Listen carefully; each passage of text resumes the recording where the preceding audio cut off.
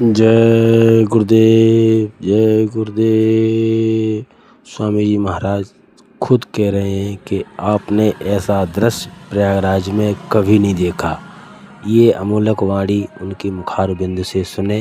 जय गुरुदेव। जो आपके सामने आपने कभी भी इस तरह का दृश्य आपने यहाँ प्रयागराज में नहीं देखा, जो आपको ये दिखाई दे रहा है आंखों से इस तरह का।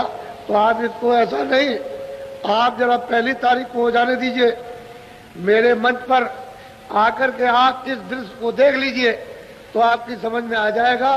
ये सारे देश के अंदर इस जो अपनी सनातन परा विद्या है ईश्वर प्राप्ति के लिए, इस जीवात्माओं के कल्याण के लिए, तो आपको नहीं मालूम कि कैसे चालू होगी।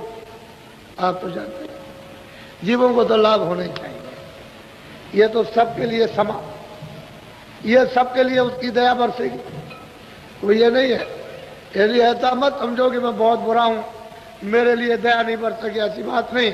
वो तो जब धारा चलती है तो उसमें कूड़ा कचरा कौन देखता है? जो ज्वार भाटा आता है, जब समुद्र से जब वो ज्वार भाटा आता है तो बड़े बड़े स्टीमर और बड़ी बड़ी गंदगियां वहां पड़ी रहती है, उसको साफ को लेकर के वो स्टीमर और साफ लेके चला जाता है। ऐसे मालिक की दया का जब ऊपर से बेग चलेगा, लेकिन आप उसके लिए जरा तैयार तो रहो। किनारे पर किनारा तो पकड़ लो कि किनारे पर जरा तो बैठे रहो, कम से कम रोज कि ज्वार भाटा है एक ही बार, ये सब के सब जो इंतजार कर रहे हो सब एक ही साथ चले जाओ, निकल। ऐसी इंतजारी करनी पड़ती है, ऐसा नहीं। ये दृश्य है, ये सौभाग्य हमारा भी, आपका, इलाहाबादियों का भी, तीर्थवासियों का भी, सबका सौभाग्य है।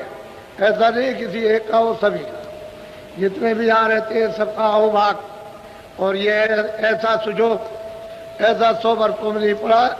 और ये कोई भी मल्लाह या कोई भी हमारे ब्राह्मण पंडा ये समझते हो कि बाबा जी कोई कब्जा करने आए, तो हमारा ये काम नहीं है। हमने तो काम किया और करने के बाद चले गए। कौन आता है, कब फुर्सत मिलती है? अरे भाई ये तो किराए का मकान है, पता नहीं किस दिन पूरा हो जाए। हम तो किराए के मकान में रहते हैं। हमारा जब हम किराए के मकान में रहते हैं तो हम यहाँ कब्जा करके क्या करेंगे? हमारा है यहाँ क्या? इसलिए सब कुछ नहीं। अरे काम के लिए आए, इसमें तो सबका लाभ है, आध्यात्मिक दृष्टि से लाभ, शारीरिक दृष्टि से लाभ, तो आज की जीवात्माओं के लिए, तो सब तरह से परिवार बच्चों के सबके लिए, देश के लिए, आप मतलब ये एक अपने सुख के लिए, शांति के लिए, सबके लिए सबका लाभ। इसमें किसी एक व्यक्ति विशेष की बात। तो ये परा विद्या हमारी सनातन है, ये अनादिकाल की, और अनादिकाल की विद्या जिसको हमने छोड़ दिया उसके बगैर हम सब लोग दुखी परेशान हैं। तो उसी विद्या का रास्ता पकड़ लो, सीधे ऊपर की तरफ तो चलो, तुम स्वर्ग ही में रहो, चलो तुम बैकुंठ में रहो चल के, लेकिन रास्ता तो एक ही जाने का। जब तुम्हारी इच्छा हो तो स्वर्ग में रह जाना, बैकुंठ में रह जाना, पारब्रह्म में रह जाना, ब्रह्म में रह जाना, परे चले जाना, लेकिन यहाँ से चल तो चलो, निकलो तो यहाँ से। लेकिन आप यहाँ से निकलो अंधेरे में पड़े रहोगे तो बच्चा तब तो आपको कोई सुख नहीं मिलेगा। ये सब चीजें अपनी अपनी जगह पर सत्य है, जो जिसकी जगह अपनी जगह बिल्कुल निश्चित है, इसलिए आप उसको अदल बदल नहीं सकते हो। और महात्माओं ने किसी को बुरा नहीं कहा, सबको अपनी अपनी जगह की स्थापना, और आप खुद पूजा की और खुद आपसे कराई और करा करके सीधे ले चले, तभी तो कोई आदमी छेड़ता छाड़ता नहीं है। अरे जिसके राज में रहोगे उसके अनुकूल चलोगे, खुश हो जाएगा।